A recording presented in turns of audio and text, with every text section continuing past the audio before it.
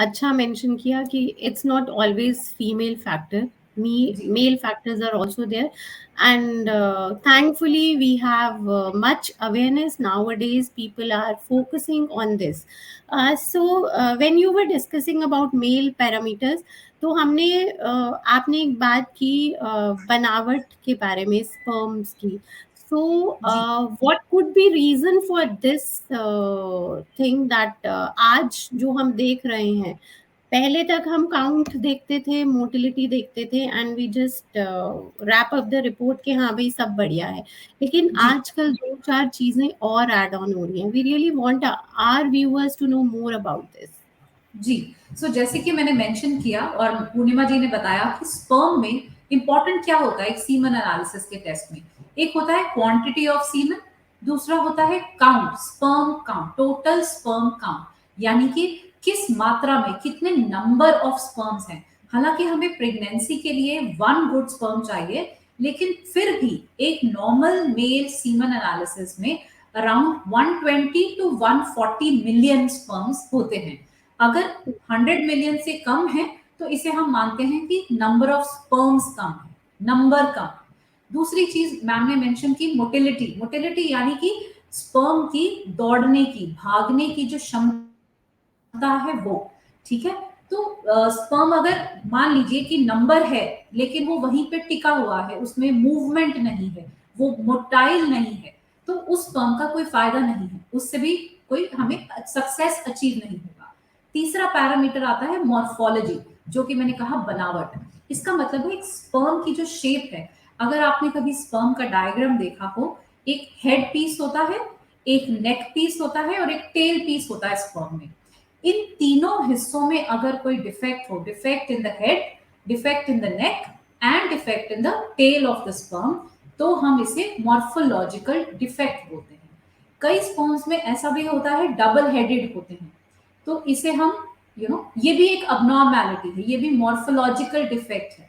तो आप ये समझ लीजिए कि ऐसी कोई भी अगर पैरामीटर हमें दिख रहा है सीमन एनालिसिस में, तो वो हमारे फेलियर का एक कारण हो सकता है. अब आजकल ये मॉर्फोलॉजिकल डिफेक्ट ज्यादा क्यों पाए जाते हैं? इसका सबसे बड़ा कारण है हमारा लाइफस्टाइल. ये हम सभी जानते हैं कि आजकल वर्क स्ट्रेसेस इतने हैं, हमारी डाइट इनएडिक्वेट है, हमारी एक्सरसाइज इनएडिक्वेट है, और इतनी सारी हमें सब्सटेंस अब्यूज है सोसाइटी में कि रिजल्टेड इस पे आता है इफेक्ट सीमन एनालिसिस पे.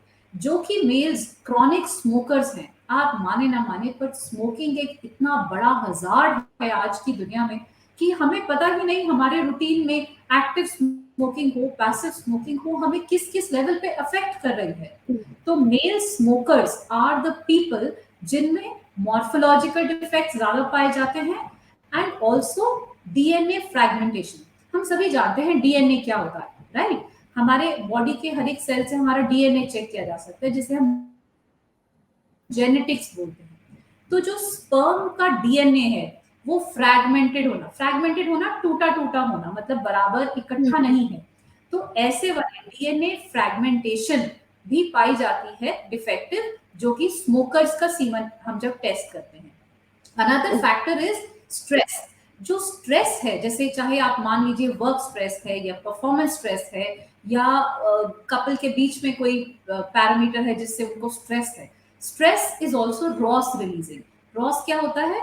पेरोक्सिडेज रिलीजिंग, राइट? रॉस रेडिकल्स हम बोलते हैं, वो रिलीज होते हैं, जिसका इम्पैक्ट भी सीमेन पे आता है और स्पर्म पे आता है. और एक कारण आजकल जो बहुत ही कॉमनली मैं पेशेंट्स में देख रही हूँ, मेल पेशेंट्स में, वो है एक्सटेंसिव जिमिंग. कुछ मेल्स आते हैं जिन्होंने अपने यूथ में बहुत ज्यादा एक्सरसाइज जिमिंग की है, उन्होंने बहुत सारे स्टेरॉइड के इंजेक्शंस लिए हैं, बहुत सारा सप्लीमेंटेशन लिया है. देखिए, आप माने ना माने, लेकिन जितने भी ये प्रोटीन सप्लीमेंट्स आते हैं, सब में जो कॉम्पोजिशन दिया गया है वो 100% नहीं दिया गया. उसमें बहुत से ऐसे इंग्रेडिएंट्स होंगे जो आप मिस कर जाते हैं, या जिनका आपको नहीं पता लॉन्ग टर्म इम्पैक्ट क्या आता है. सो बहुत सारे मेल पेशेंट्स जो कि बॉडी बिल्डिंग वगैरह में हैं, या जिन्होंने बहुत एक्सटेंसिव जिमिंग की है, उनके भी स्पर्म पैरामीटर्स अफेक्टेड आते हैं. सो बेसिकली आज का जो लाइफस्टाइल है, देखिए ये तो है ही ना जिसपे हमारा कंट्रोल नहीं है, स्पेशली दिल्ली जैसे, मुंबई जैसे शहरों में जहाँ पे पोल्यूशन इतना है, जी, और हमारी जो भी सब्जियां आप बोल लीजिए या जो भी ग्रोसरी आ रही है, सब चीज पेस्टिसाइड डल रहे हैं या उस अडल्ट्रेटेड है, प्रेजर्वेटिव्स यूज हो रहे हैं, तो प्योरिटी तो नहीं आ रही ना। तो जब ये सब फैक्टर्स हमारे कंट्रोल में नहीं है, तो जो हमारे हाथ में है वो है हमारे लाइफस्टाइल को सही रखना। तो मैं अपने सभी ऑडियंस से ये रिक्वेस्ट करना चाहूंगी कि आज भी यही सही वक्त है, अपने आप को संभालें और अपने लाइफस्टाइल को इम्प्रूव